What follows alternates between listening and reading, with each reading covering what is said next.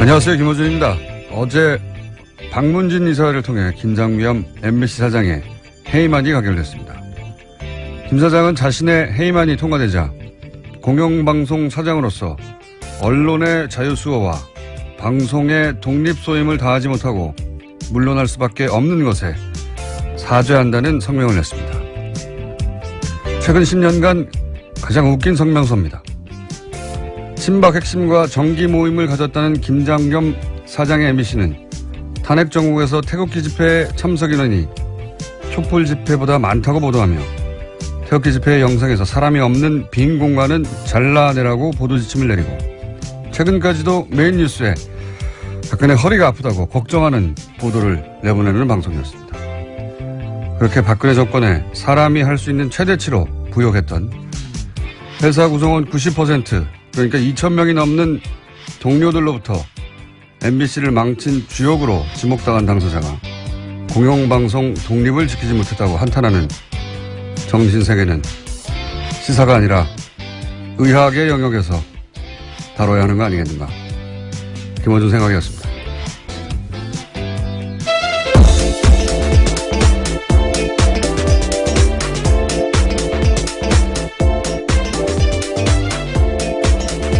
시사인의 김은지입니다. 네. MBC가 이제 노조 파업이 곧 끝나겠네요. 그죠? 네, 이제 무한도전 같은 프로그램도 다시 볼 수 있게 될 것 같습니다. 이 사안은 저희가 잠시 후에 민의로 해직 기자 한 분 연결해서 짚어보기로 하고. 자, 첫 번째 뉴스는 뭡니까? 예, 다시 또 다스입니다. 이명박 전 대통령의 아들인 이시영 씨가 다스의 핵심 납품업체를 단돈 100여만 원에 샀다라는 JTBC 보도가 있었는데요. 이시영 씨가 2015년에 만든 회사가 있습니다.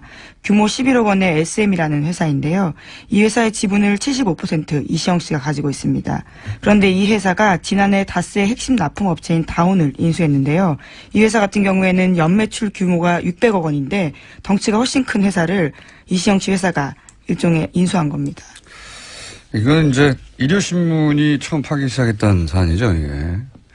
당시 일요신문의 특종이었고, 이제 JTBC가 이제 JTBC 표현대로면 한 발 더 들어가던가요? 예.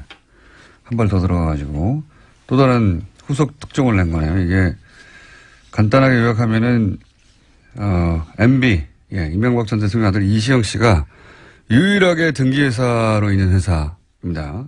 그러니까 유일하게 직접 소유한 회사라는 뜻이죠. 근데 이 회사가, 자신의 회사 규모의 40배 가까운 다스 납품 업체 다원을 인수했다. 그걸 정당한 가격을 주고 인수했으면, 네, 이상하지 않은데, 여기까지는 일요신문이 보도를 했어요. 근데 여기서 이제 한 발 더 들어가가지고, 얼마 인수했냐? 이게 특종인 거죠. 예. 100만 원에 인수했다. 공짜죠, 공짜. 연매출액이, 600억이고, 그 다음에 현대자동차의 벤더란 말이죠. 이러면 뭐 대단한 자산 가치입니다. 싸게 해도 몇백억에 사야 되는데 100만 원에 샀다.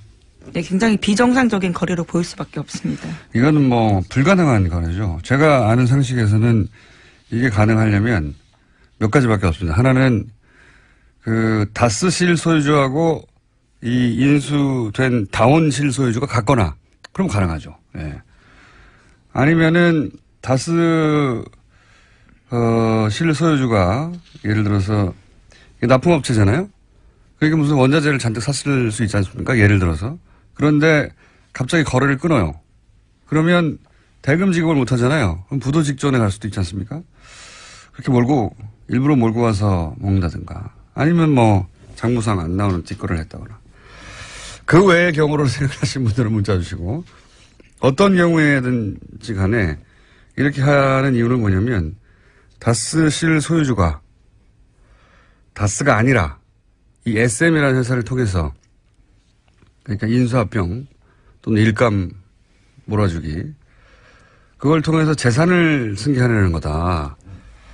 이 방식이 이제 최근 진화된 재벌들의 우회 승계 방식이에요. 똑같아요. 예. 일감 몰아주기 계열사 인수합병 통해서 회사를 승계하는 거죠. 예. 이런 우회 승계. 다스가 그런 방식의 승계를 하고 있다. 그 중에 딱 걸린 거다.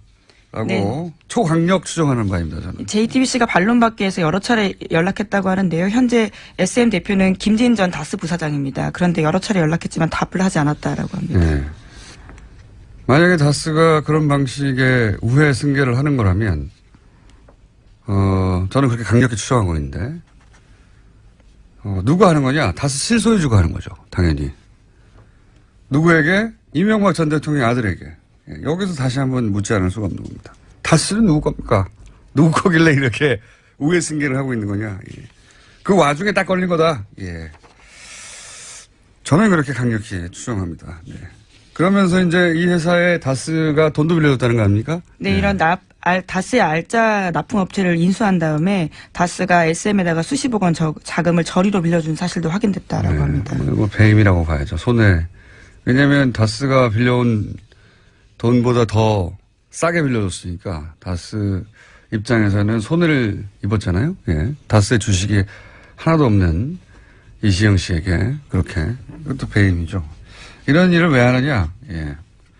재벌들이 이 방식을 개발해 놨거든요. 최근에. 자, 다스는 누구 겁니까? 묻지 않을 수 없습니다. 다시 한번. 네, 지금 바레인에 계십니다. 바레인에 계십니다. 자, 다음 뉴스는요? 네, 5.18 관련된 소식도 계속 전해드리고 있는데요. 이번에도 눈에 띄는 보도가 오늘 아침 한겨레신문에 나왔습니다. 5.18 민주화운동 당시 공수특전여단 소속 지휘관의 고백인데요. 이에 광주교도소 앞에서 시민군 3명을 사살해서 자신이 안매장했다라는 걸 고백한 겁니다. 이 지휘관 같은 경우에는 5.18 안매장과 관련해서는 당시 작전에 참가했던 공수부대 지휘관은 공개적으로 한 이야기가 처음인데요. 또 뿐만 아니라 광주교도소 안에서 22구에서 25구 정도의 주검을 매장하는 것도 자신이 봤다라는 이야기도 했습니다. 아, 이 의미가 아주 크네요. 예, 당시 현장 지휘관이 처음으로 직접 사살했고 직접 안매장했다 이런 얘기를 하는 거잖아요. 그리고 사살당한 사람들이 17살도 있고 무슨 죄가 있다고 참. 나치에 부역했다는 이유로 90대 노인네를 여전히 찾아서 감옥에 보내는 게 독일이에요. 예. 저는 30년 지난 사건인데 30년이 아니라 앞으로 50년이 더 지나도 계속해서 찾아내고 다 처벌해야 된다고 봅니다. 처음으로 직접 고백이 나왔다. 굉장히 의미 있는 지지라고 봅니다. 자, 다음은요. 네, 또 관련된 내용이 하나 더 있습니다. 어제 SBS도 관련된 내용을 보도했는데요. 국방부가 5.18 특조위가 37년간 공개되지 않은 8천여 쪽의 기무사 자료를 확보해서 관련된 내용을 분석했다라는 겁니다. 이번에는 당시 안기부가 5.18에 대한 관심을 돌리기 위해서 프로야구 선동열 선수의 출전까지 억지로 추진했다라는 사실을 밝혔습니다. 물론 광주 시민의 반발에 부딪혀서 계획은 실행되지는 못했습니다. 이게 이제 5.18 때 그런 행사를 할까봐, 5주년에. 그때 그 경기에 당시 가장 인기가 높았던 선동열 선수를 출전하게 하려고 안기부가 추진했다 이런 거 아닙니까? 예. 이 안기부, 국정원, 이미 오래전부터 이런 방식으로 정치에 개입을 해왔어요. 우리가 상상하지 못하는 방식으로, 정치를 결합하고, 여론을 조작하고, 전 이번에 이걸 끊지 않으면 앞으로도 계속 국민들이 고통받는다. 속고, 이런 방식으로 정보기관이 운영됐기 때문에 저는 국정원 내에 이런 기술자들, 그리고 이제 퇴직한 오비들, 이렇게 하는 것이, 나라를 운영하는 방식이다라고 믿고 있고 알고 있는 그런 기술자들이 있을 거거든요. 저는 이들이 금단전 증상을 느낄 거라고 봅니다. 왜냐하면 뒤에서 자기들이 국가를 운영했다고 생각할 거거든요. 네. 그래서 여전히 이런 방식으로 국가를 운영할 수 있다고 뒤에서 몰래 생각하는 사람들이 있을 것이다. 기술자들이. 그들이 완전히 여기서 손떼게 만들지 못하면 저는 계속될 거라고 봅니다. 이런 식으로. 상상이나 했겠어요? 5월 18일에 선동열 선수가 만약에 출전했다면 자연스럽게 받아들였겠죠. 그리고 관심이 글로 옮겨갔겠죠. 아무래도. 그런 거를 기획하고 실제 실행에 옮기려고 했고. 네, 체육부의 협조를 받아서 지역에서 영웅시대는 선동열 선수의 출전을 가능하도록 지원하겠다. 이런 내용들이 문건에 있습니다. 이걸 누가 상상이나 했겠습니까? 근데 그런 식으로 해왔다는 거죠. 이것뿐이겠습니까? 저는 그런 기술자들을 반드시 하나에서 손을 완전히 떼게 만들어야 됩니다. 그걸 평생 경험하다가 은퇴한 오비 얘기들 많이 나오잖아요. 예. 댓글 공작에도 동원됐던. 네, 양지으라고요. 여러 차례 말씀드렸습니다. 현직과 오비들 다 완전히 손떼게 만들지 못하면 또 나온다고 봅니다. 앞으로. 그리고 그렇게 당해가겠죠. 당하는지도 모른 채. 예. 꼭 이번에 해결해야 된다, 이 문제는. 자, 다음은요? 네, 어제 홍종학 중소벤처기업부 장관 후보자의 인사청문 경과 보고서가 채택되지 못했습니다. 애초에는 어제 오전 10시에 전체회의 열고요. 홍 후보자 보고서 채택할 예정이었는데 여당과 자유한국당, 국민의당 등 야당의 입장이 엇갈리면서 회의가 한 차례 정도 연기가 됐고요. 그 이후에도 계속 열리지 않다가 여당 의원들만 참석한 가운데 회의가 열렸습니다. 결국은 의결은 이루어지지 않았습니다. 이게 이제 정적수가 부족해서 안 된 거거든요. 참석을 안 하니까 정적수가 부족해가지고. 그러니까 홍종학 후보 문제는 이제 이렇게 보고서 채택을 못하게 만든 다음에 예산심의가 곧 있으니까요. 예, 그때 대통령이 임명을 할 거거든요. 그러면 이제 대통령이 임명을 야당에 동의 없이 했다고 하면서 예산심의 때 힘겨루기의 소재로 쓰려고 하는 거죠. 예. 그런 건데 요 사안은 제가 좀 자세히 청문회도 보고 세무사에도 문의했더니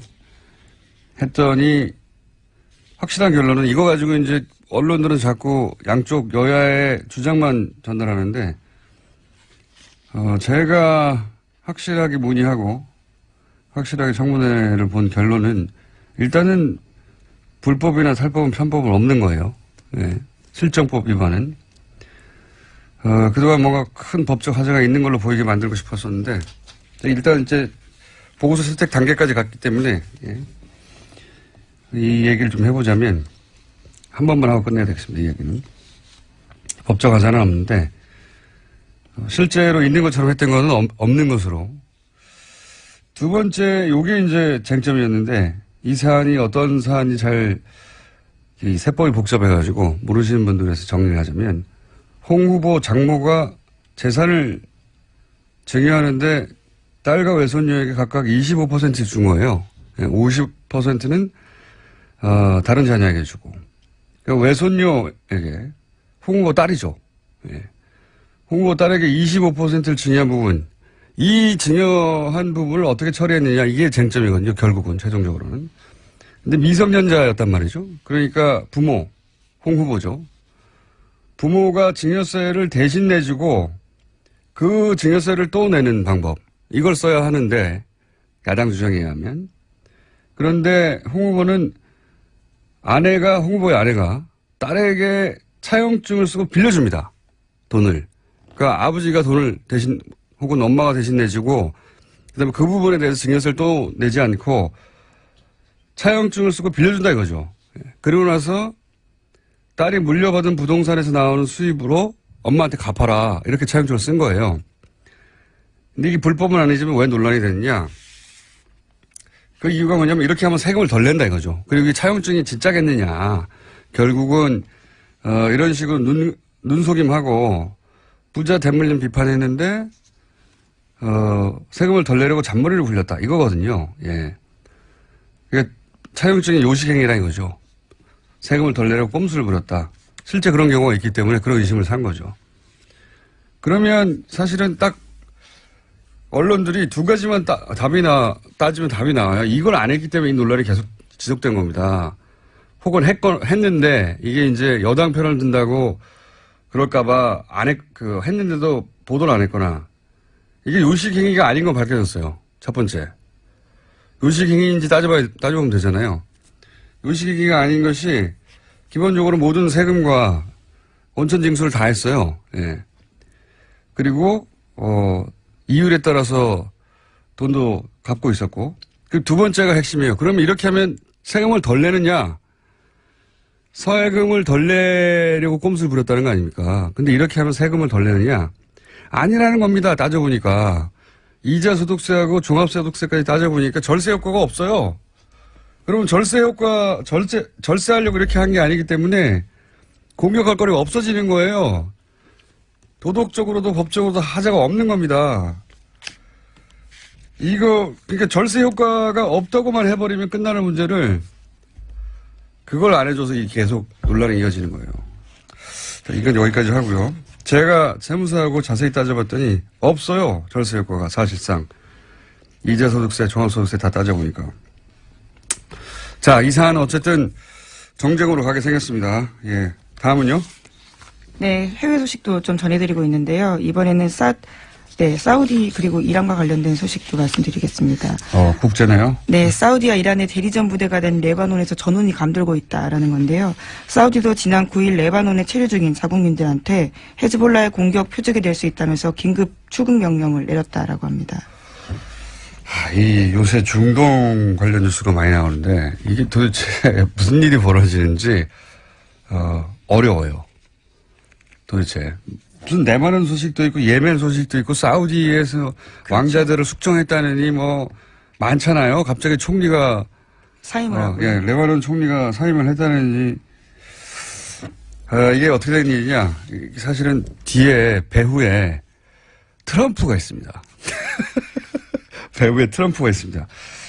그렇게 바라보고 이 사안을 보면 쉽게 이해가 되는데 간단히 요약하면 트럼프 대통령 취임 후에 첫 방문지가 사우디예요. 그리고 이제 트럼프의 사위, 가장 지금 힘이 막강하다고 하는 사위가 최근 3번이나 갔어요, 여기를.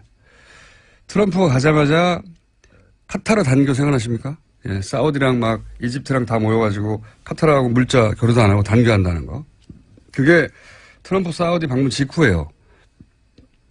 이런 일이 왜 일어나느냐? 그리고 뭐 레바논 일도 그렇고, 사우디에서는 부자, 그러니까 아들, 딸 세습을 안 하고 왕자 세습이었거든요. 아들, 딸 세습을 하고 싶은 왕가가 있었고, 트럼프는 이란을 코너로 몰아서, 제재하고 싶은 욕망이 있는 두 욕망이 만났어요. 그래서 기본적으로 트럼프는 사우디 왕가의 그 세습 욕망을 인정해주고, 그리고, 강력하게 후원합니다. 그러면서 이제, 왜냐면 사우디는 순위거든요. 순위. 이란은 시아고 이렇게 양쪽으로 갈라져 있잖아요. 큰 세력이. 갈라져 있는데 사우디를 통해서 이란을 견제하려고 하는 거죠. 이란 뒤에는 또 이란은 러시아하고 붙었거든요. 사우디는 미국하고 붙고. 그러면서 앞에서는 순위 시아 그 바로 뒤에 그 양 종주국인 사우디 이란 그 뒤에는 미국과 러시아 이렇게 붙어있는 거예요. 대리전이에요, 결국은. 미국과 러시아의 대리로 사우디와 이란이, 그리고 순위와 그들이 또 순위와 시아를 대리하는 것이고, 예멘 같은 경우에 이 순위 시아가 붙어가지고 내전이 일어났죠. 예. 레바논도 마찬가지고요. 구도는 이렇습니다. 예. 이건 한번 따로 길게 다뤄야 하겠는데, 결국은 미국과 러시아가 IS 이후에 중동에서 힘의 공백이 생기는데 누가 먹느냐?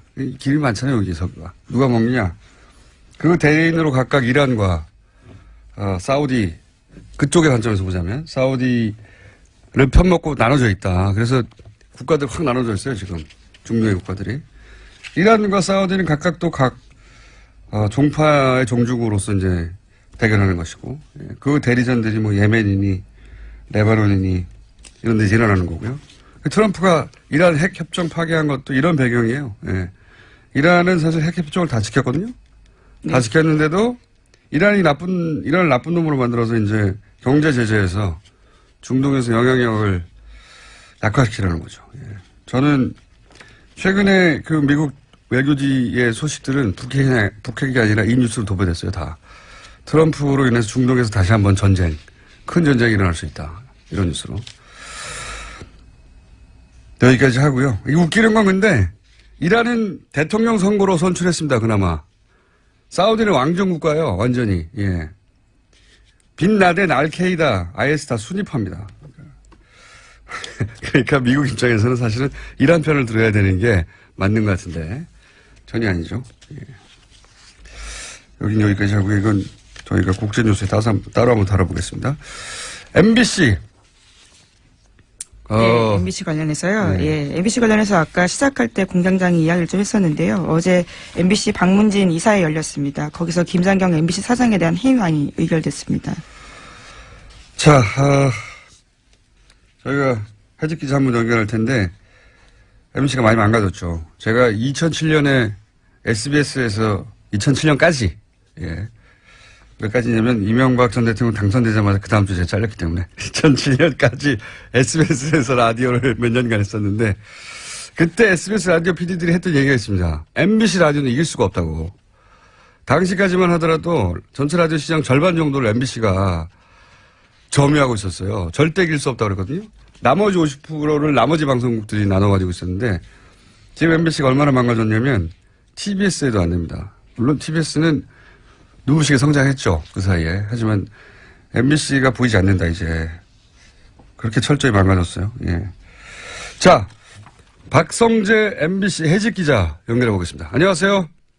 네, 안녕하십니까. 네. 해고된 지 얼마나 되셨습니까? 5년 6개월 정도 됐습니다. 네, 굉장히 오랫동안 무직으로 계셨군요. 아니, 다른 방송국에 들어가지 않고 왜 계속 해고된 상태로 계셨어요? 아니, 오늘 같은 날을 기다리려고, 그랬죠. MBC를 살려야 되니까, 예.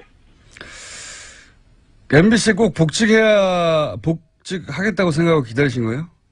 네, 그렇죠. 예, 왜냐면은, 방금 공장장께서 말씀하신 대로 MBC가 많이 망가졌잖아요. 예. 그래서 이거를 제대로 돌려놓지 않으면 저는 무덤에도 눈을 못 감을 것 같다 이런 생각을 하고 있었습니다. 왜 저기 뭡니까? 고등법원에서 판결이 확정됐잖아요. 복직할 수 있도록 길이 열린 거 아닙니까? 그죠? 네, 그렇습니다. 그런데 그때 복직하지 않고 네. 대법원 판결까지 가겠다고 했었어요. 그때 왜 그러셨습니까? 아니 근데 그거는 네. 그 대법원이 이제 회사가 상고를 했어요. 대법원에. 그렇죠. 그래서 이제 그런 거고 그 정권이 바뀌고 이제 복직할 수 있는 혹시 분위기가 조성되더라도 예. 대법원 판결을 기다려서 정확하게 판례를 남기겠다. 말하자면 공정방송을 위해서 싸우는 행위가 불법이 아니고 아주 정당한 행위라는 그 판례를 남겨야 한다는 그런 소신들 때문에 저희 해직 언론인들이 대법원 판결을 기다리겠다라고 얘기한 겁니다. 그렇군요. 김장겸 체제 하에서는 복직하지 않겠다 뭐 이런 의미도 있는 겁니까? 그렇죠. 예. 왜냐하면 또 복직해봤자 김장겸 체제 밑에서는 저희가 인사권이 없기 때문에 아무것도 할 수 없지 않습니까? 또 물론 밖에서 싸우고 있지만 들어가서도 싸워야 되는 상황이기 때문에 오히려 밖에서 싸우는 게 더 유리하지 않을까 저는 그렇게 봤습니다. 그래서 대법원 판결을 굳이 받겠다고 하셨는데 그런데 지금 새로운 사장이 만약에 취임해서 복직하라 이렇게 인사명령을 내리면요? 그래서 고민이에요 저희도. 그래서 대법원 판결까지 기다려야 한다고 했는데 아니 근데 대법관님들이 네. 이 친구들 어차피 복직할 거니까 판결 안 해도 되지 않나? 이렇게 생각하실 수 있을 것 같아서. 예. 그 너무 유리하게 생각하시는 거 아니에요? 대법원 판결이 한 2년, 3년 걸릴 수도 있습니다. 아니, 벌써 2년이 넘었어요. 지금 20 나온. 그렇죠. 예. 예, 그래가지고, 일단 복직하라 그러면 못 이기는 척하고 복직을 못 이기는 척하고. 근데 이제 방금도 말씀하셨는데, MBC가 이제 독특한 문화가 있습니다. 보면, 해직 상태에서 5년간 반드시 MBC로 돌아가겠다고 하는 경우도 그렇게 사실 흔한 경우가 아니고, 네. MBC 노조 파업 현장에서 이 김장겸 MBC 사장 회의만, 들리니까, 막 눈물을 흘리고 그러던데. 네, 어제 저도 그 자리에 있었습니다. 네. 그렇게까지입니까? 다른 직장 갈 수도 있잖아요. 저도 사실 제안을 안 받은 건 아닙니다. 네. 그런데, 어쨌든 저희들 심정을 생각해 보면은 아까 공장장님께서 말씀하셨듯이 최고의 방송이었던 시대를 보냈다가 최악의 방송으로 이제 나락에 떨어진 그런 저희 친정을 보면서 느꼈던 그런 거 있잖아요. 예, 그런 자괴감 같은 것들을 해야 되고 반드시 국민의 사랑을 되찾아야겠다. 그런 거죠. 특히 지금 같으면은 라디오는 교통방송에 빼앗긴 1위의 위치를 다시. 예, 그거 쉽지 않을 겁니다. 제가 있기 때문에 이제. TV도 JTBC에게 모든 사랑을 다 빼앗겼는데, 그거를 이제 하나씩 다시 되찾아와야 된다. 국민의 사랑을. 저희는 그렇게 생각하고 있습니다.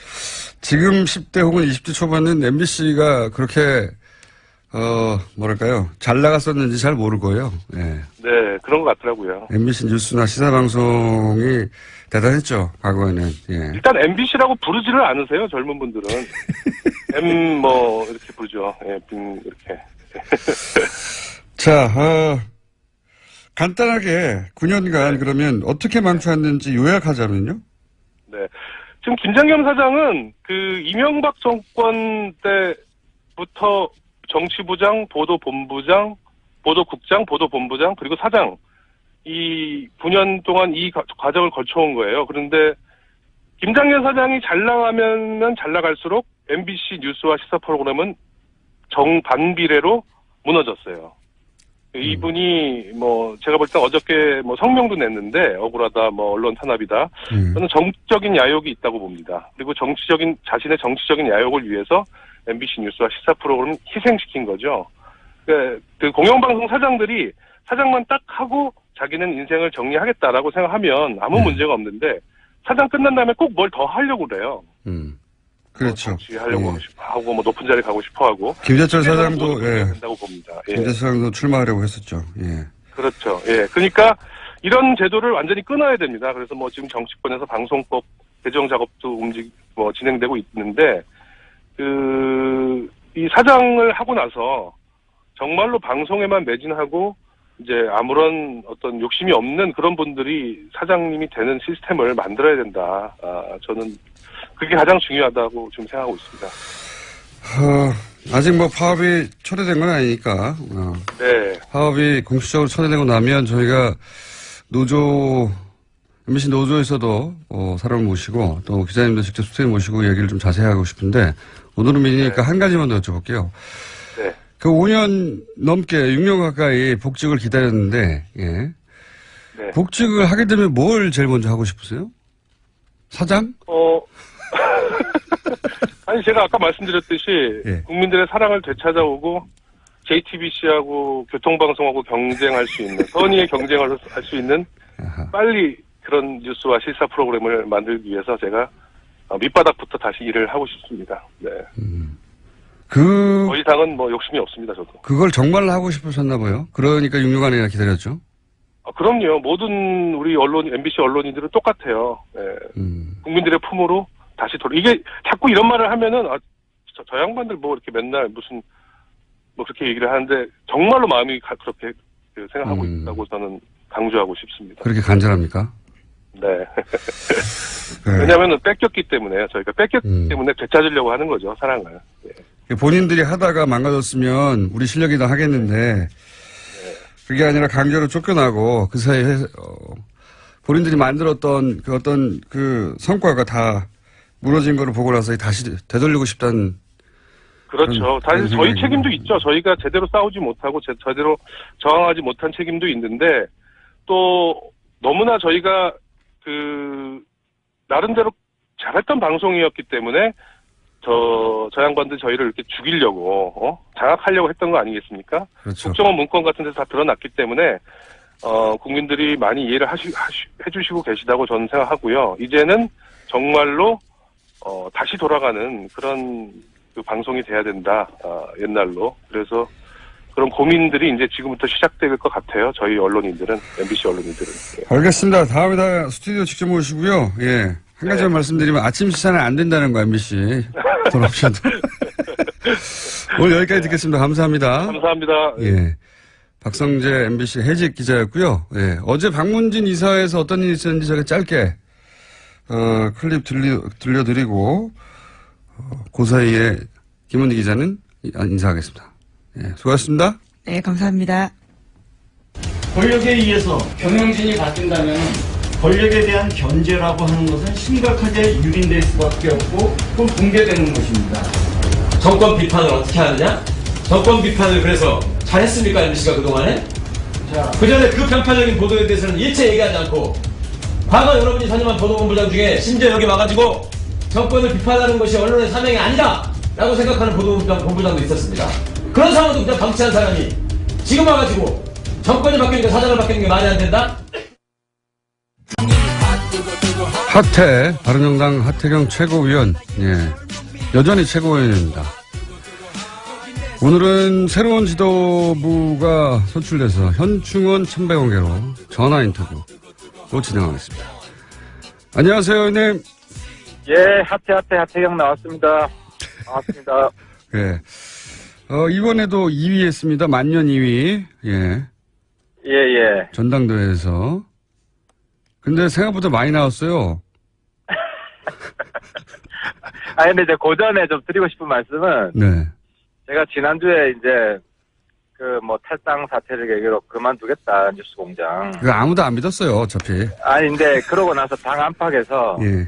욕 많이 들었으면 너 돌았냐?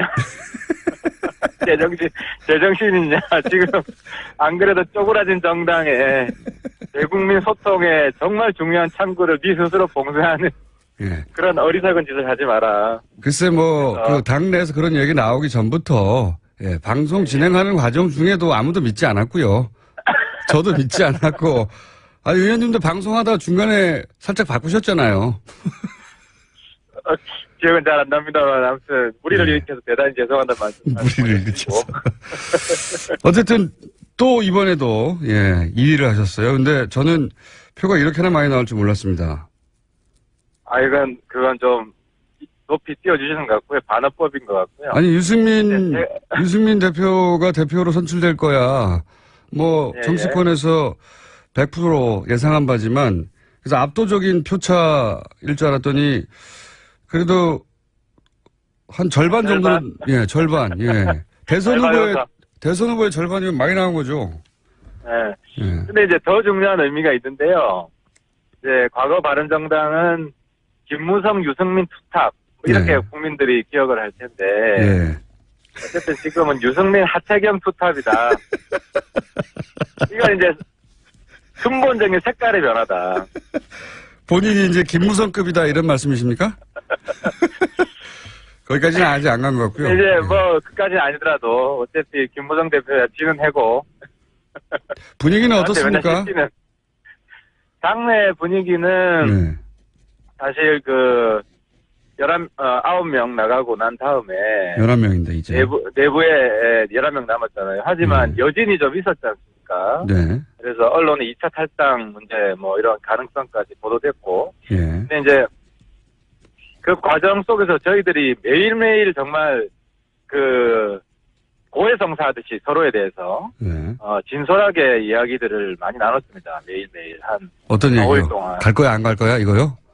우리 당에 대해서 어떻게 생각하고 나 개인의 사정, 내 개인의 지역구 사정, 또 앞으로 개인의 정치적 진로 솔직하게 얘기해보자. 다 솔직하게 솔직하게 이야기를 하고 그 속에서 뭐라 그럴까요? 좀 서로에 대한 허물이 좀 없어지고 좀 더 가까워지고 하면서 어쨌든 단결의 기운이 상당히 좀 높아졌습니다. 그렇습니까? 자유한국당이 문 닫았다고 해서 그런 건 아니고요? 그것도 사실 이제 두 세력한테 희소식인데 이제 우리 당 내에 강경한 자강파 저 같은 사람한테는 사실 고마운 이야기죠. 이제 한국당 놓고 그만두리라. 우리 당 내에 원내든 이런 의미가 있고 또 하나의 의미는 서청원, 최경환 친박 쪽에서는 또 사실 자유한국당은 120석 넘기는 게 중요하잖아요. 그렇죠. 120석 넘기는 걸 포기하겠다는 거거든요. 3분의 1. 그렇죠. 그 선언이에요. 굉장히 황당한 선언입니다. 자유한국당 입장에서는. 그렇죠. 이때까지 120석 넘겨서 국회 선진화법에 의해서 모든 법안에 태클을 걸 수 있도록 하는 의석수를 위해서 달려가는 것으로 보였는데 바로 직전에 멈췄습니다. 그러니까 그 이야기가 바른정당에 주는 메시지가 아니라 정부 여당에는 대정부 견제 포기 선언이고요. 3분의 1까지 목표를 하겠다는 걸 포기하겠다는 것이고 왜 이런 대정부 야당 역할을 정말 강한 야당 역할을 왜 포기하는 거냐? 포기했다기보다는 멈췄습니다 아직 당. 그렇죠. 이제 이거는 이제 서청원 녹취록의 파워라고 봐야 되죠. 더 몰아붙일 수는 없다. 그렇죠. 우리가 들어가는 것이 비박이 들어가는 것이 의원총회에서 점점 더 서청원, 최경환 제명 숫자를 늘리는 것으로 해석할 수 있잖아요. 네. 예, 그래서 뭐 그런 의미가 있는 것 같아요. 그럴 경우에 서청원 의원 쪽 친박 쪽에서 강하게 반발할 것이기 때문에 그 직전에 멈춰서 균형을 맞췄다 이런 의미인가요? 힘의 균형을? 그렇죠. 그래서 어쨌든 뭐 강한 야당의 역할을 포기하는 뭐 그런 좀 이상한 야당의 모습 거울로 보여주는 거예요. 예, 그건 이제 친박 비박 사이의 힘의 균형 관점에서 말씀하신 건데 이런 점도 있지 않습니까? 이제 홍준표 대표 입장에서 김무성 의원과 가까운 의원들이 더 많이 들어오게 되면 본인이 가지고 있는 또 당 장악력 혹은 뭐 김무성 의원에게 뭐랄까요, 당의 주주 권한을 넘긴다. 하여튼 김무성 의원의 견제 의미도 있지 않을까요? 또 한편에서는. 그러니까 그 소위 무대 개파는 좀 거품이 많이 껴 있어요. 네. 그러니까 이제 처음에 탈당했던 13명, 예. 13명이 무대가 먼저 보낸 것이다. 예. 무대는 나중에 갈게. 이렇게 예. 작전이다 하는 것도 제가 뭐 어떤 자리에서 말씀드렸는데 전혀 그렇지 않다. 무대를 버리고 간 것이다. 실제로는. 실제로는 더 이상 뭐 제가 그 회의 자리에 있었지 않습니까? 장본인입니다. 있었고 그 안에 있었던 그 무대 형님 더 이상 못 믿겠다. 우리는 독자 행동을 하겠다. 해서 간 거고요. 먼저 보낸 게 아니고 버리고 간 거다. 네, 버리고 간 거죠. 그럼 이번에는 나중에 후발로 가는 게 아니라 나도 같이 데려가줘 이렇게 한 겁니까? 그런 거죠. 이번에는 이제 무대가 처음에 총대 맨 게 아니고, 예. 삼선 의원 모임이 있었잖아요. 예. 처음에 통추라고 하는, 삼선 의원 모임에서 몇 분이 주도한 건데, 그때 무대는 이거 너무 빠르다, 잘못되었다라고 당내에서 비판을 하는 입장이었어요. 여하간 홍준표 대표 입장에는 그렇다 하더라도 이제 김무성 의원을 견제하는 의미도 없진 않을 것 같습니다. 그러니까 그 견제 안 해도 되는데, 그건 이제 홍준표 대표가 너무 의원들하고 관계가 안 좋으니까, 당내에 한국 당내에 정세 파악이 저는 안 된다고 보입니다. 홍준표 대표가 믿고 의지할 만한 세력이 없죠, 현재 본인 입장에서. 없죠. 그러니까 다 못 믿는 거죠, 다. 예. 당 안에. 모든 사람을 못 믿게 되니까, 이제 별로 제가 볼 때는 이제 종이 호랑이가 들어갔는데도 굉장히 실제로 홍준표 대표가 무대도 거의 개파도 아니고 이익 집단이다 하면서 엄청 견제구를 날렸잖아요. 예. 그게 오히려 무대를 키워주는 거다. 상대적으로. 그러니까 친박근혜 혹은 김무성 계보 이런 세력과 혼자 홍준표 대표가 이제 견제와 균형을 찾다 보니 이렇게 문을 닫아버린 것이다. 종합적으로 보자면. 친박도 그게 강한 개파가 아니거든요. 다 그냥 허물어진 궁궐인데 거기서도 자기가 소위 말해 포섭을 해가지고 다 자기 사람 만들 수 있는데 그런 걸 전혀 안 하잖아요. 계속 욕만 날리고 막말만 하고 당내에서도. 그래서 홍준표 대표의 당내 정치는 정말 안철수, 유승민 다 지금 성적이 별로 좋지 않지만 최악인 것 같습니다. 지금 다른 정당을 걱정할 처지가 아닙니다. 지금 바른정당이. 바른정당 얘기로 돌아와서 지금 현재 유승민 대표 첫 일성 중에 하나가 언론에 보도된 게 중도 보수 통합 안철수 만나겠다 이런 거거든요. 이게 무슨 의미입니까? 그러니까 국민의당 안철수 대표가 이야기를 꺼냈던 소위 이제 합당 이 길을 모색해 본다 이건가요? 중도 보수 통합의 가장 큰 의미는요. 예. 하태경이 똥꼬집을 꺾었다, 양보했다 이게 제일 큰 의미죠. 그러니까 그건 개인적인 거고요. 그러니까 보수 통합이란 말을 쓰지도 마라. 예. 기존에 이런 입장이었는데 이거 실제로 국민의당하고는 선거연대까지 열어놓고 경우에 따라서 통합도 볼 수 있다 이런 거였는데 유승민 대표는 일관되게 그런 얘기를 했어요. 개혁 세력이 주도해서 국민의당 한국당 괜찮은 사람들하고는 다 합치자 이런 이야기를 계속 해왔잖아요. 거기에다가 일부 이제 한국당하고도 가능성을 열어두자.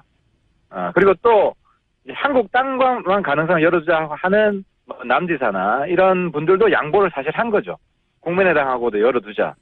이런 이야기가 다 복합적으로 어우러져서 우리 내부의 어떤 단결을 재확인하는 수사 이 정도 의미가 있다고 보여집니다. 단결을 확인하는 수사지, 그러니까 모든 가능성이 열려 있다는 그렇죠. 그 가능성의 천명인지 실제 국민의당과 어떤 뭐 통합 수순으로 가기 위해서 지금 밑에서 움직이고 있다 이런 건 아닙니까?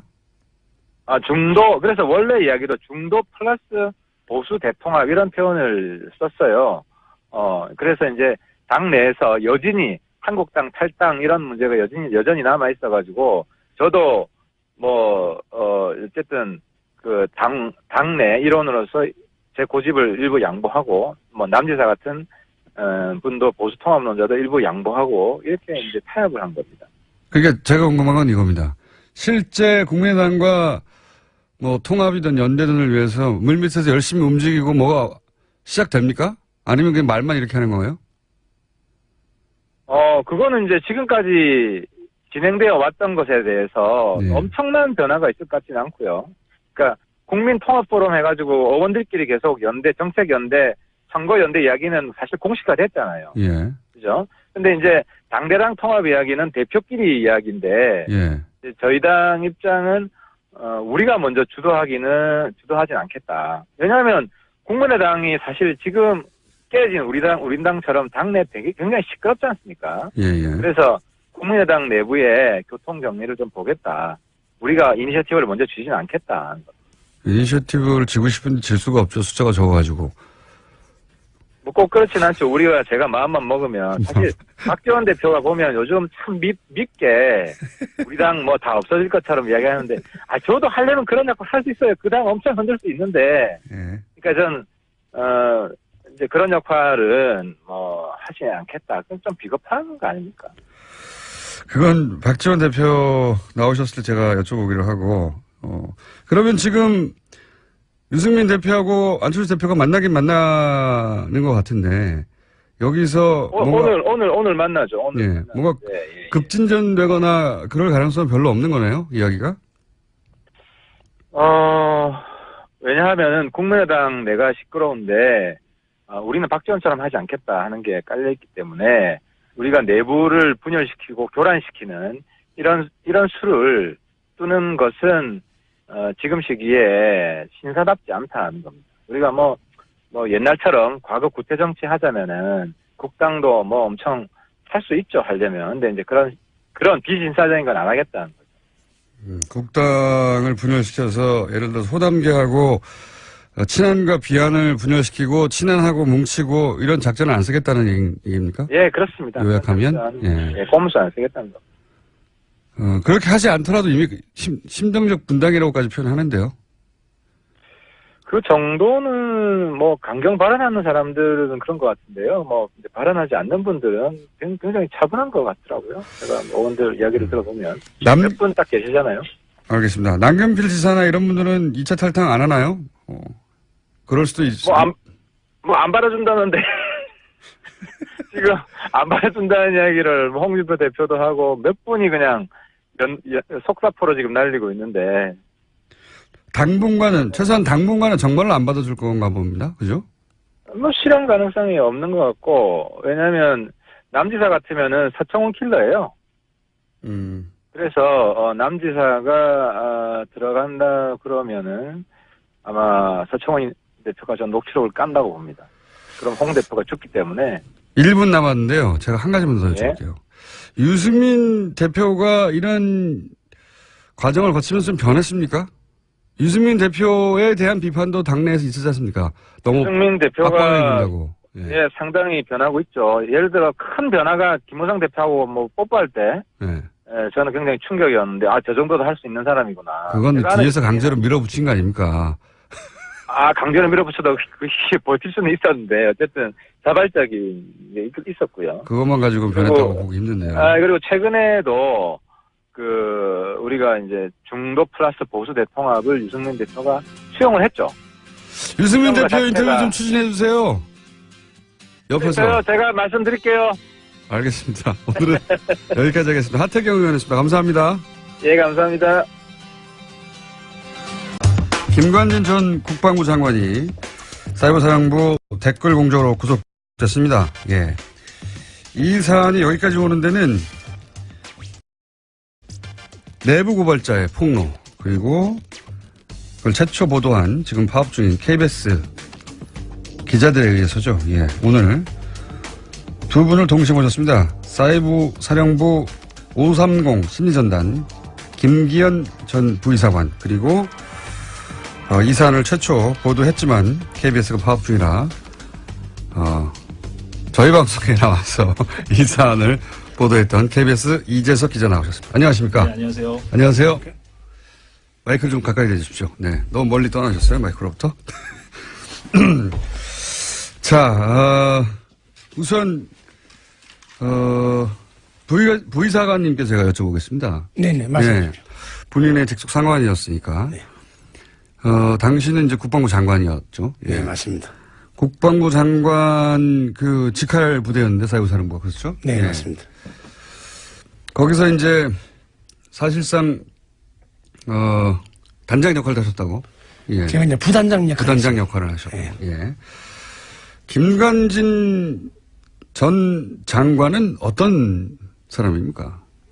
제가 과거에 그 참여정부에서는 예. 상당히 강직하고 원칙 있는 군인이었다. 분이었다고 제가 그렇게 알고 생각하고 있고. 봤습니다. 예. 그러면 김관진 전 국방부 장관을 쭉 상관으로 지켜보신 분으로서 네. 지금 현재 이제 국면이 이렇게 되고 있지 않습니까? 김관진 전 장관이 단독으로 이 사이버 사령부 댓글 공작을 하였다는 게 이명박 전 대통령 측의 주장이고, 김관진 전 국방부 장관은 아니다, 이명박 전 대통령이 지시하였다, 이렇게 지금 갈리고 있지 않습니까? 네. 본인이 겪어본 김관진 전 국방장관의 경험에 비춰서 보자면 어떻습니까? 이게 단독으로 하실 분인가요? 그 당시 정황으로 봐서는 제가 네. 우리 일부 요원들이 네. 장관님을 보고하지 않고 네. 제가 초대 사령관에서부터 일부 요원들이 청와대를 네. 왔다 갔다 하는 그 정황을 봤습니다.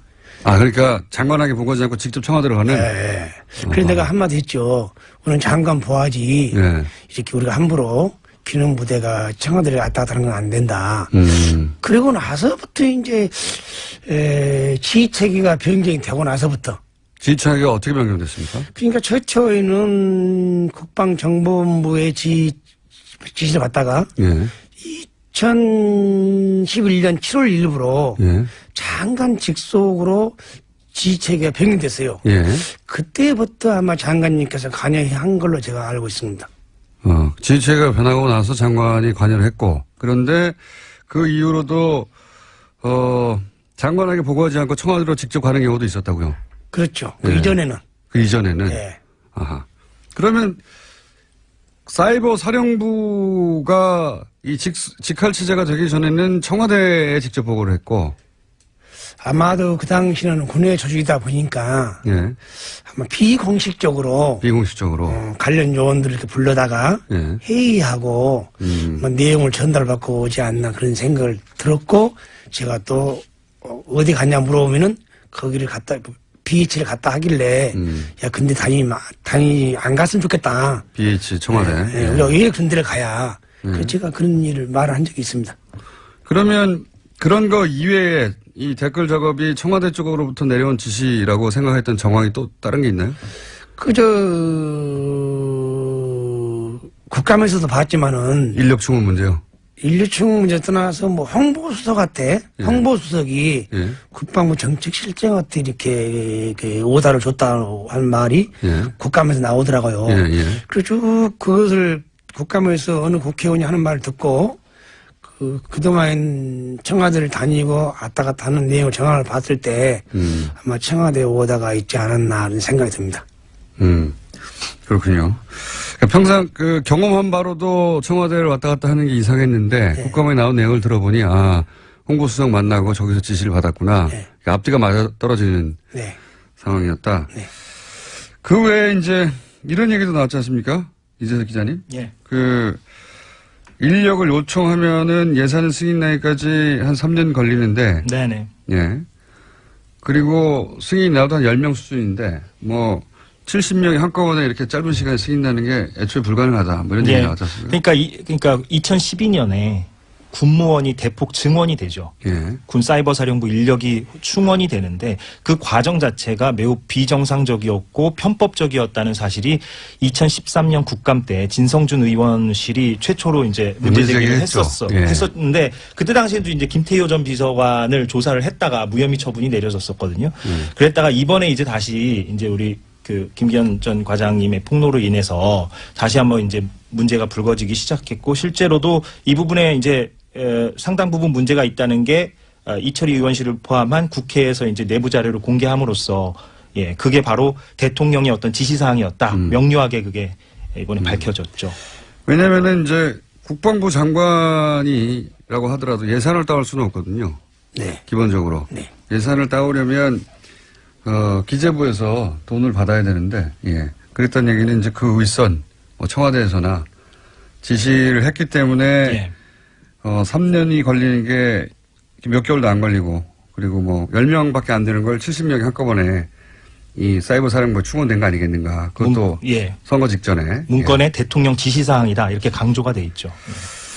네, 그래서 이제 청와대 직접 지시라고, 생각해 오셨고, 부이사관님은.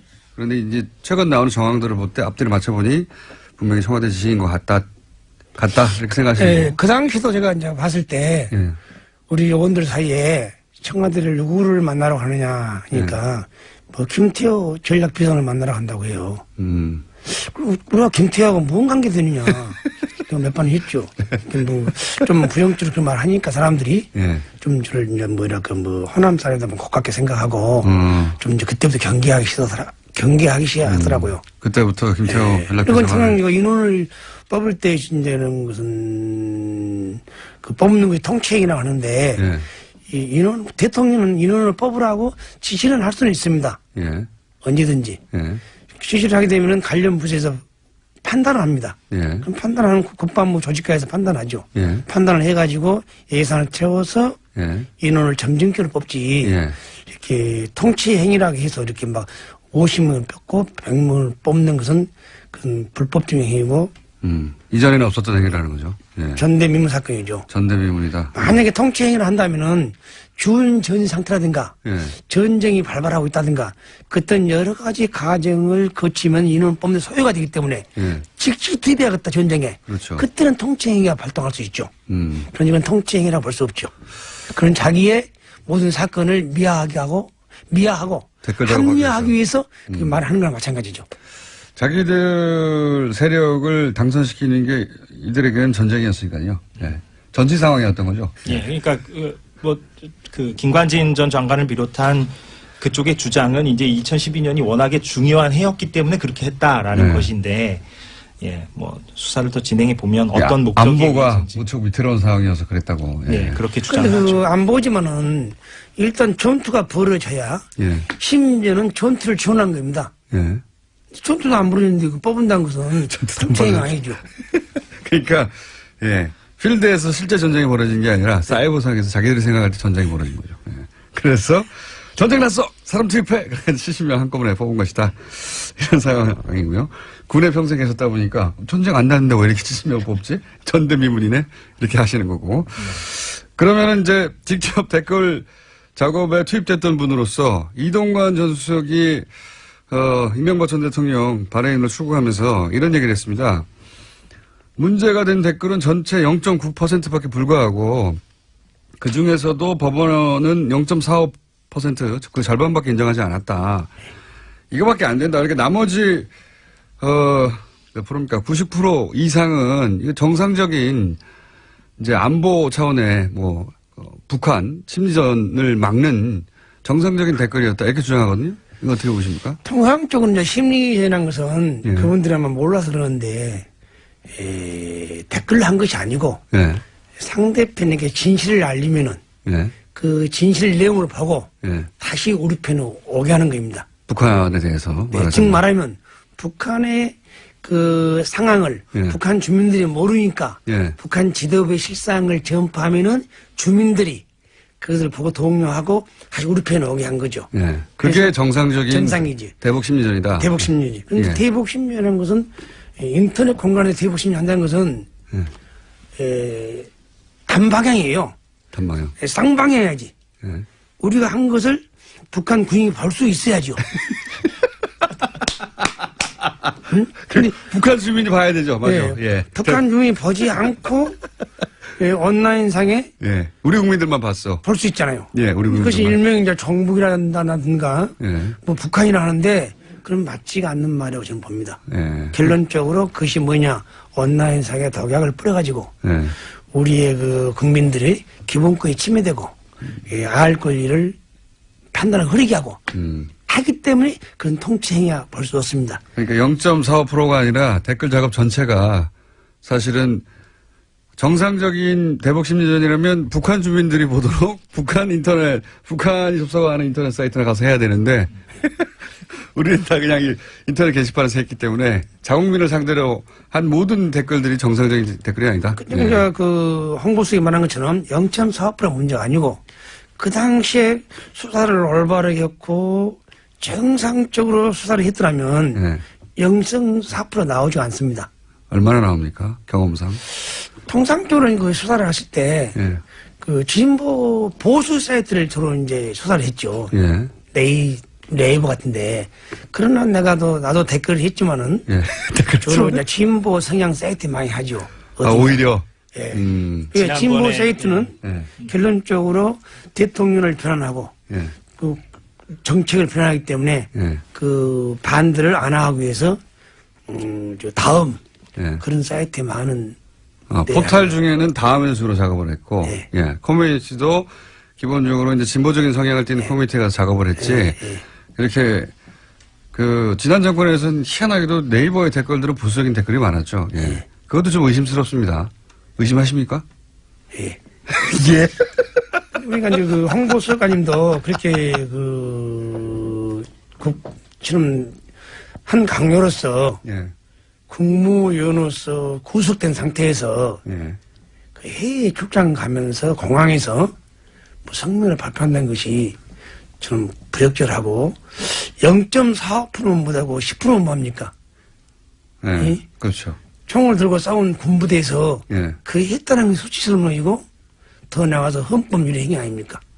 그것도 아직 모르는 상태를 보니까 아직 멀었어요. 아직 멀었어요. 그러니까 지난번에 제가 뉴스공장에 출연해서도 전해드린 바가 있는데 그 다음 진보적 성향이 상대적으로 강한 다음 사이트가 그 댓글 요원들의 주 활동 무대였는데 그 다음에서 사용했던 아이디는 다 제출하지 않았었다. 그렇죠. 네이버 아이디만 제출했었다라는 소식을 제가 전해드린 바가 있었거든요. 그렇죠. 그러니까 그때 당시에 수사가 얼마나 부실 수사였고 증거가 인멸되었던가를 알 수 있는 단초가 되는 그런 에피소드죠. 그러니까 2014년 국방부 자체 조사가 부실 수사였다는 게 판명이 된 상황에서 문제가 된 댓글이 0.9%다라고 얘기하는 것은 조금 뭐랄까요. 그러니까 2막이 진행되고 있는데 1막 가지고 얘기하는 어떤 그런 상황이라고 할 수가 있는 거죠. 1막은 이제 보수 정권이 집권하고 있을 때 어떻게든 이 사안을 축소하려고 했을 때 내용이고 지금 말씀하신 내용은 포털만 따지더라도 다른 커뮤니티는 아니고 네이버는 희한하게도 댓글이 이제 보수적인 댓글이 많이 달려 있었는데 그것도 뭐 작업이었다고 의심하는 사람도 굉장히 많습니다. 근데 다음은 상대적으로 진보적인 댓글이 많이 달렸는데 그래서 작업을 적어도 사이버 사령부에서는 다음에 가서 했다 주로. 본인도 혹시 다음에서 여러 가지 작업하셨습니까? 네, 했습니다. 저도 닉네임이 소나무, 다금바리, 뭐 휘발유 등등 있습니다. 참 부끄러운 일이고 한심스러운 다고 저는 생각하고 있습니다. 지금도. 왜 다금바리로 정하셨어요? 좀 은폐하게 세요. 그러면 그 요원들은 다 이런 아이디어를 여러 개 갖고 있었겠네요. 제가 그렇게 가지고 있으면은 작전 요원들은 상상해보면 알 수 있죠. 부단장도 아이디어를 여러 가지 갖고 있었으니까 작전 요원들은 훨씬 더 많이 갖고 있었겠네요. 그러면 그런 아이디어를 돌려가면서 이제 주로 뭐 정권에 대해서 비판적인 글이 있으면 반대를 누른다든가 아니면은 거기 반박을 한다든가 그런 작업을 하는 거죠. 통상적으로 이제 제가 이제 그 IT나 인터넷을 보니까 예. 낮에는 이렇게 발표를 해도 예. 주로 이렇게 댓글 다는 사람들이 여론이 형성이 안 돼요. 예. 우리 이제 젊은 사람들이 예. 퇴근하고 나서나. 퇴근하고 뭐. 나서 이제 예. 밤에 일과 후에 밤에 이제 예. 그런 이제 댓글을 많이 다는데 예. 통상 우리 오늘도 예. 퇴근 후에 퇴근 후에 집에 가서 집에 가서. 댓글을 다는데 그것이 일명 자가 대응 작전이라 부르죠. 자가 대응 작전. 일과 후에 자가 대응 작전. 예.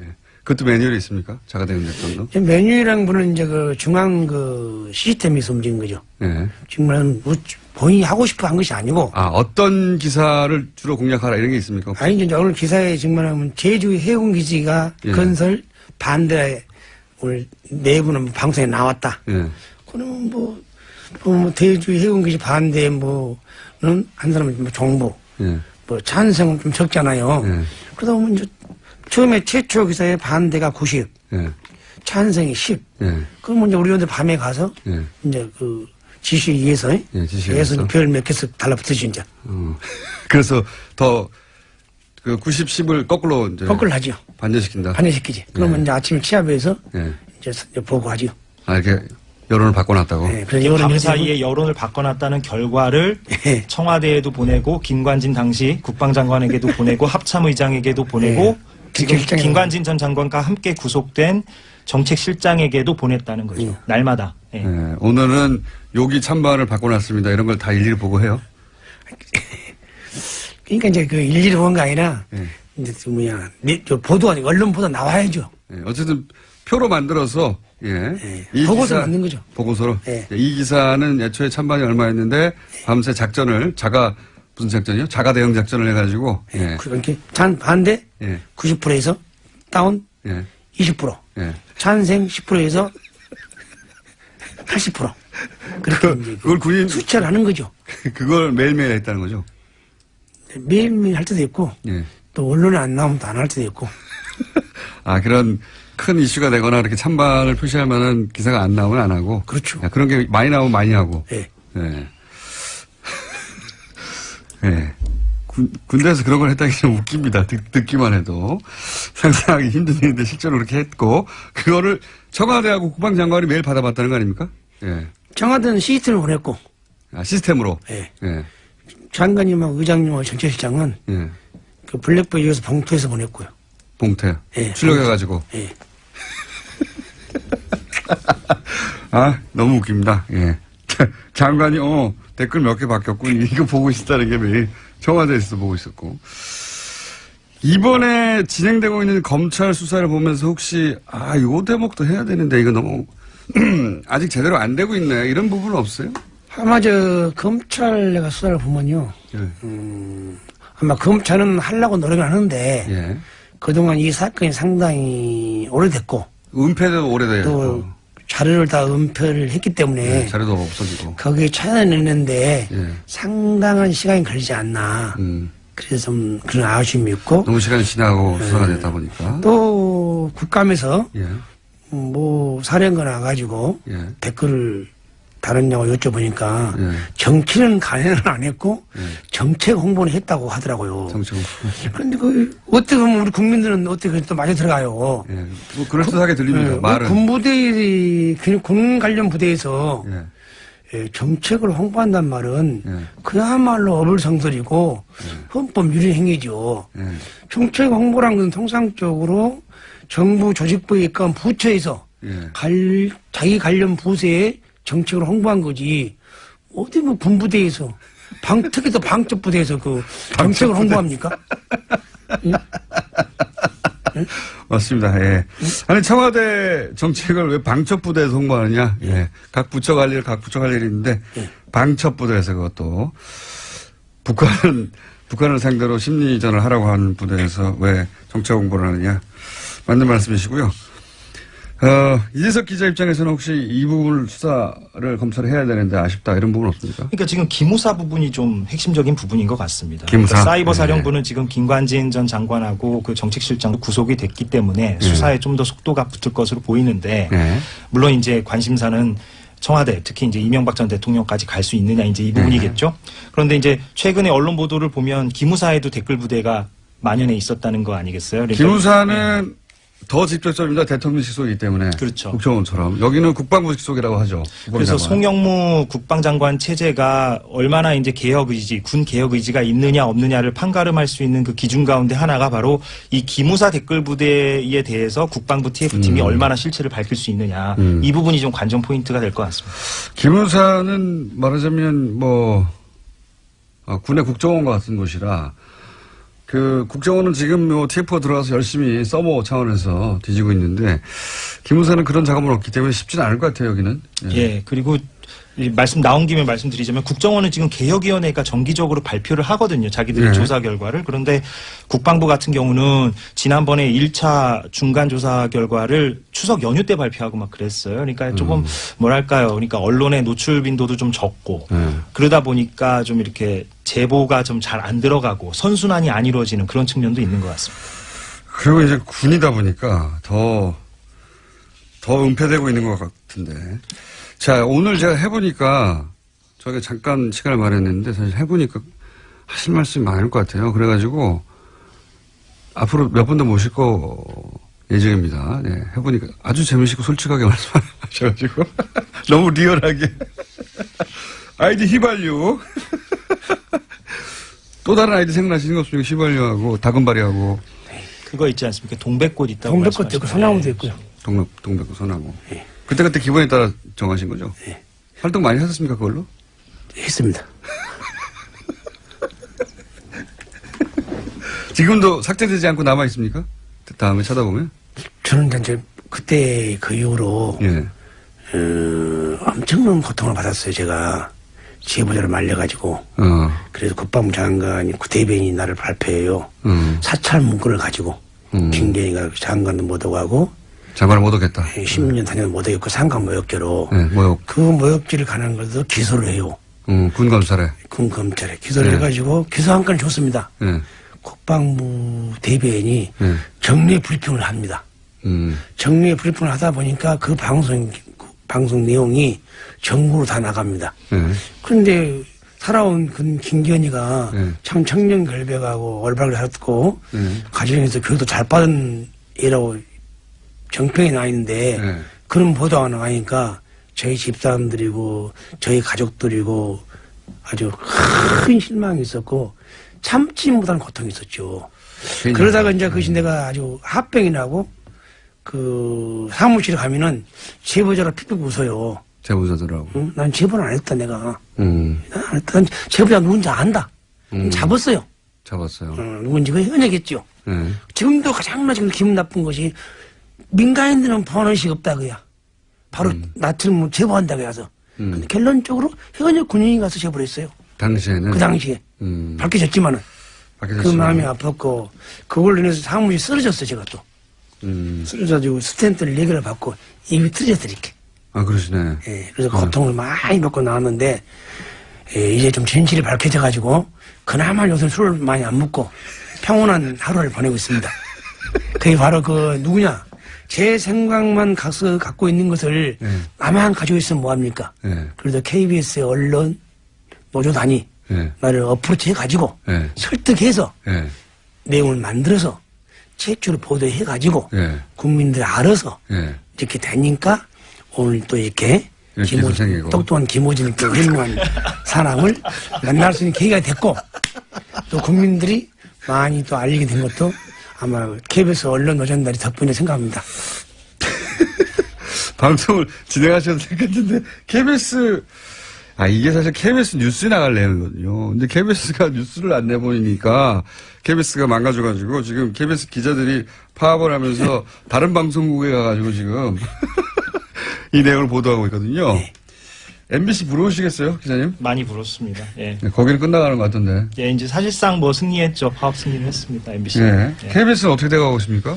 여전히 뭐 고대영 사장은 버티고 있고요. 그래서 저희가 뭐 사기가 떨어지거나 이런 건 아니고 시간은 우리 편이라는 걸 알기 때문에 저희가 계속 뭐 끝까지 고대영 사장 나갈 때까지 싸울 예정입니다. 방송법이 통과돼야 본인은 방송법에 의해서 사임하거나 하겠다고 하는데 이게 의도가 뭡니까? 한마디로 꼼수라고 저희는 판단하고 있습니다. 왜냐하면 방송법이 통과되고 그게 시행되려면 사실상 뭐 6, 7개월 더 걸리거든요. 고대영 사장 임기가 내년 말까지입니다. 사실상 임기를 채우겠다는 얘기죠. 거의 다 채우겠다. 예. 본인은 사임하지 않겠다 이거죠. 예. 예.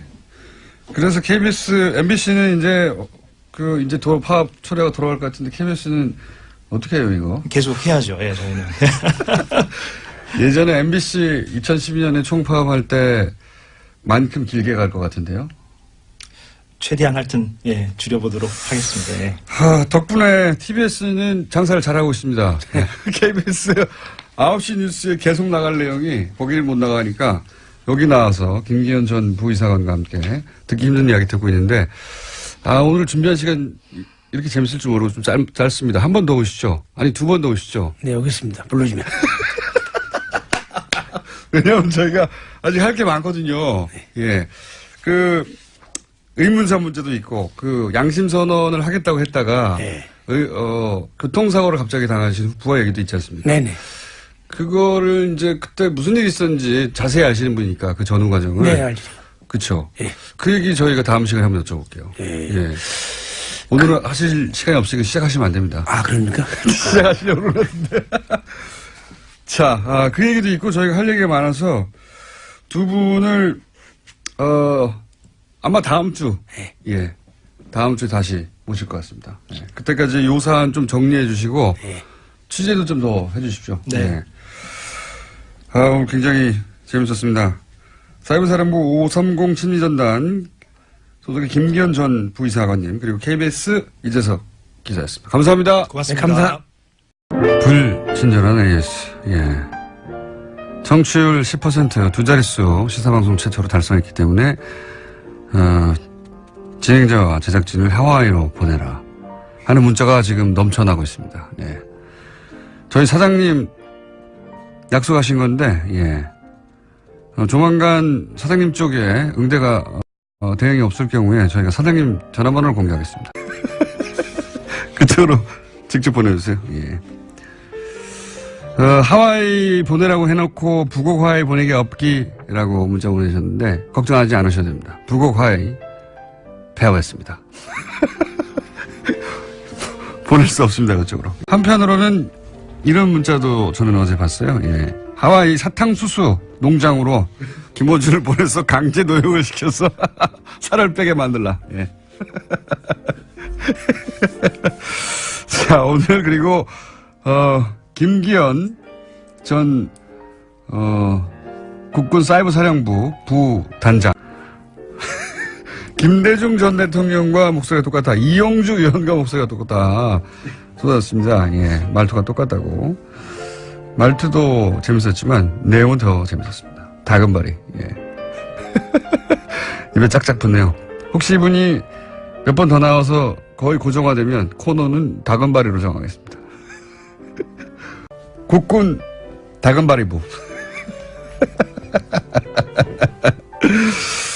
자, 그 외에 이런 제보가 있습니다. 얼마 전까지는 분명히 지하철문 출입문 닫습니다라고 안내방송이 나왔는데 어제부터 닫습니다를 닫겠습니다로 바꿨어요. 네, 저희 방송을 듣고 지하철 공사에서 바꿨을 수도 있겠습니다. 네. 닫습니다로 다시 바꿔주세요. 자, 이런 제보 감사합니다. 여기까지 하겠습니다. 자, 칼 폴라니 사회경제연구소. 예. 저희가 방송을 시작한 첫 주부터 계속 고정 게스트로 나오셨고, 그동안 제가 오랫동안, 이거 아무도 모르는 연구소라고 약 올려왔는데, 제가 한 3주 전쯤에 알게 됐어요. 여기 세계적인 경제학자들이 와서 포럼도 한다는 것을. 무시하지 않기로 했습니다. 지금 그게 중요한 게 아니라 책이 팔려야 됩니다. 책은 제가 알 바니까. 자, 칼 폴라니 사회경제연구소. 세계적인 학자들이 왔다가 포럼도 하고 가는 정태현 수장님 나오셨습니다. 자, 오늘은 뭡니까? 오늘은 광군제 얘기입니다. 중국 블랙 프라이데이.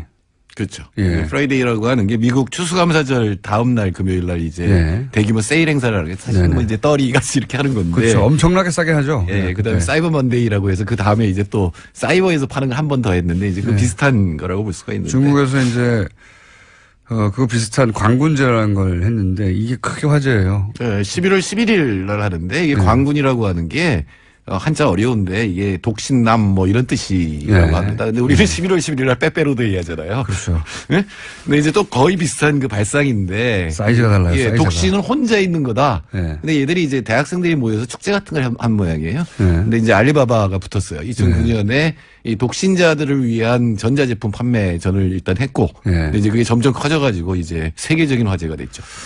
그러니까 이제 그 세계적인 트렌드 중에 하나가 이제 독신 남녀가 늘어나고 결혼 안 하고 추세가 그래서 우리도 혼밥이라는 유행어가 나왔는데 네네. 예. 그럼 그 가정 그 단위가 가구 단위가 이렇게 미니가 되다 보니까 거기 맞는 제품들이 새로 나왔죠. 그래서 네네. 이제 이게 시작된 건 지금은 어마어마하게 커져가지고 매출이 얼마가 나왔다고요? 매출이 2개 큰 회사만 해도 알리바바하고 인터넷 쇼핑몰 징등닷컴만 해도 한 50조 원.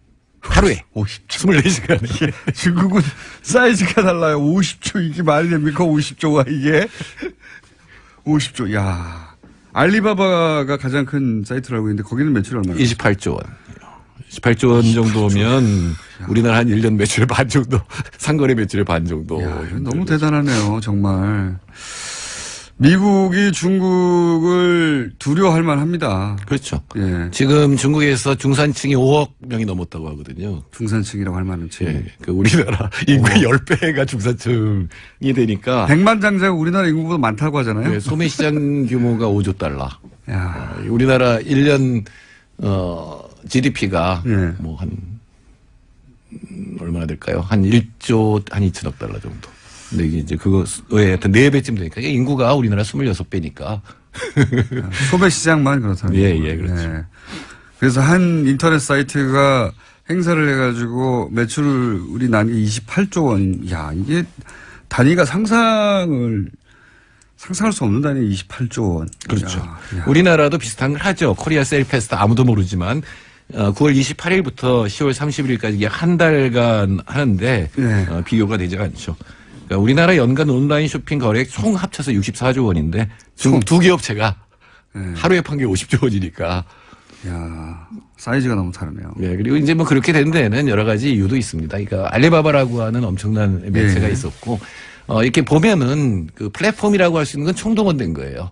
우리가 플랫폼이라고 할 수 있는 건 뭐 지상파라든가 유료 방송이라든가 인터넷이라든가 뭐 유튜브 뭐 이런 거 있잖아요. 그게 다 총동원돼서 이 모든 제품을 갖다 선전을 하는 거죠. 근데 그게 하나 이제 알게 했다라고 하는 거하고 축제를 결합을 합니다. 그래서 세계적인 뭐 중국 스타들이 나와서 이제 축제를 하고 하루 동안이니까. 이 행사 자체가 온라인 쇼핑몰에서 하는 행사를 넘어섰군요. 넘어섰어요. 국가적인 행사에 가까웠군요. 예, 전부 모여서 왜냐하면 여기서 이제 매출을 올릴 수 있으니까. 또 하나는 이제 AI까지 동원을 했습니다. AI요? 예, 우리가 보통 이제 인터넷 쇼핑하면 보고 사는 거 아니에요? 네. 뭐 여러 가지 이 댓글 보고 사는 건데 그 AI를 통해서 실제로 보고 느낄 수 있고 맛볼 수 있는 거 뭐 이런 어떤 것들을 조금씩 가미를 해서 어떻게 맛볼 수가 있죠? 글쎄요. 인터넷 쇼핑몰인데.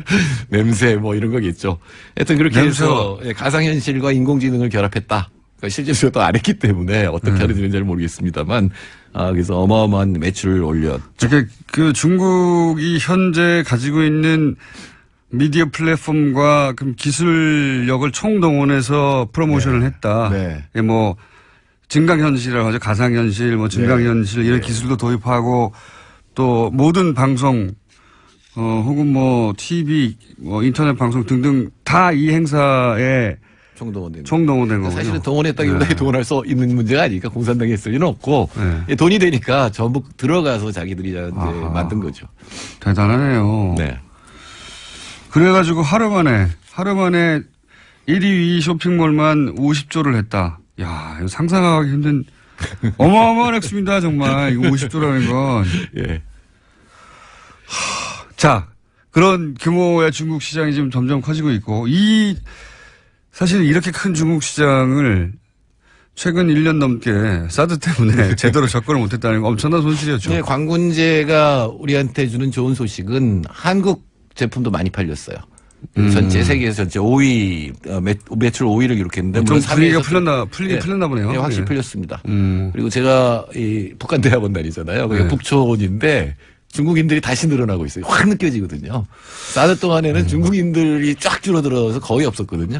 근데 다시 늘어나고 있어요. 이게 이제 중국은 일당 체제고 여전히 공산 체제니까 그게 이제 우리가 제가 어릴 때 배웠던 공산주의가 완전히 다른 공산주의이긴 합니다만 이제 중국에서 일어나고 있는 공산주의, 유지되는 공산주의는 이와간 거기서 이제 국가 단위에서 안 된다라는 분위기를 깔다가 된다는 분위기를 바꾸니까 확 변해요, 확.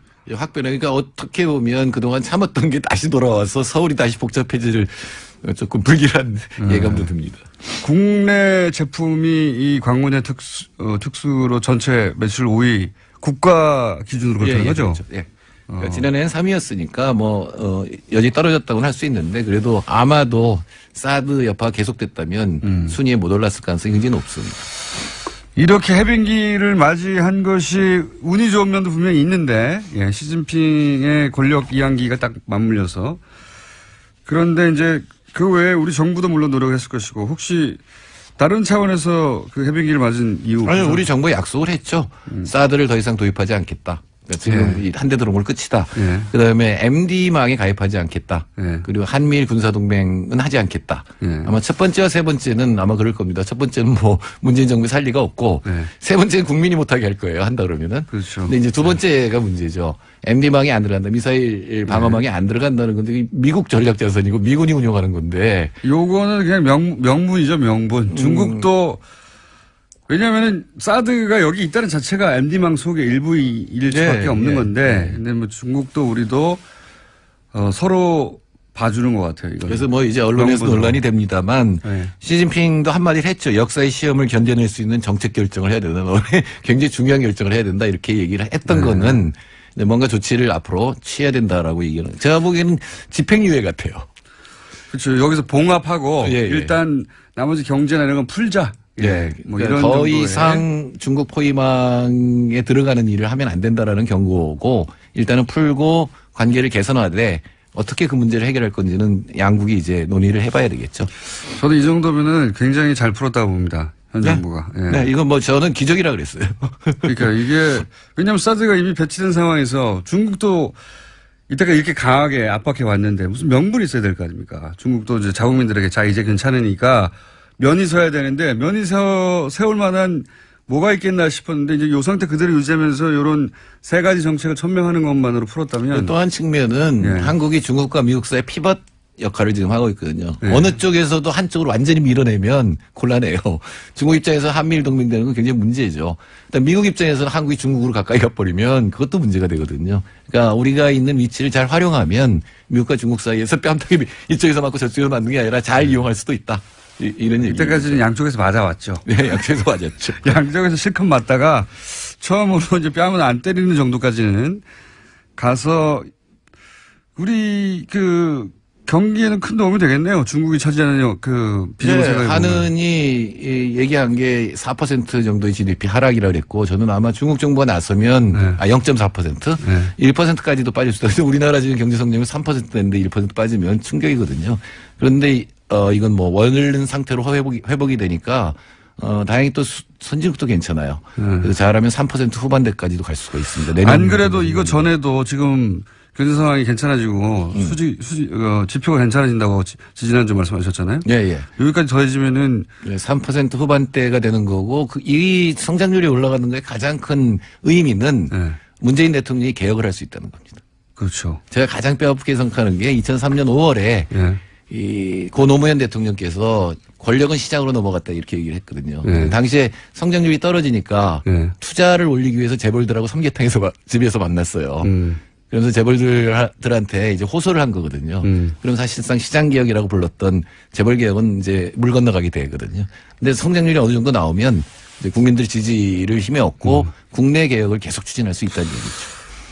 특히 재벌 개혁 같은 경우에. 봐라, 이거 경제 성장률도 괜찮고 문제 없지 않냐. 예. 안보 문제도 해결해가고 있고. 좀 억울하겠지만 재벌 총수를 갈아놓으니까 경제가 올라간다. 다른 총수도 한번 범법 사항이 나오면 뭐 이렇게까지 나갈 수도 있는 거죠. 예. 그래서 지금 경제 전망은 이제 거시지표 차원에서는 상당히 밝은 편입니다. 지금 중국도 풀리고 있고. 네, 네. 웬 떡입니까? 문재인 정부 입장에서는. 예. 예, 대통령이 뭘 성공하려면 천운도 따라야 되거든요. 시운이 따라야 되는데. 운 좋은 놈을 이길 수가 없어요. 예, 그러니까 경제 안보 둘 중에 다 위기였잖아요. 그러니까요. 근데 이제 경제가 풀려나가고 안보도 중국과 협력이 되고 미국과 관계도 괜찮은 편이잖아요. 네. 그러면 이제 북한을 어떻게 설득하느냐 이것만 남았다. 그래서 아마 자신 있게 신남방 정책이니 이런 거 얘기하고 있는 것 같습니다. 예, 그 부분은 중국하고 미국을 모두 의식하는 거죠. 네. 그러니까 인도와의 관계라든가 아세안하고 관계는 이쪽하고 한 편이 돼서 중국이 함부로 못 건드리게 하겠다는 면이 있는 거거든요. 그건 다음 주에 좀 자세히 풀어주십시오. 그러니까 네, 사실 그렇죠. 신남방 정책 뭐 개념은 알겠는데 이게 왜 갑자기 등장하고 중요한 것인지 한번 짚어봐 주십시오. 제가 동북아 비서관이었잖아요. 그러니까요. 남쪽이죠 이제는. 자, 정태인 소장님이었습니다. 감사합니다. 네, 감사합니다. 내일 뵙겠습니다. 안녕.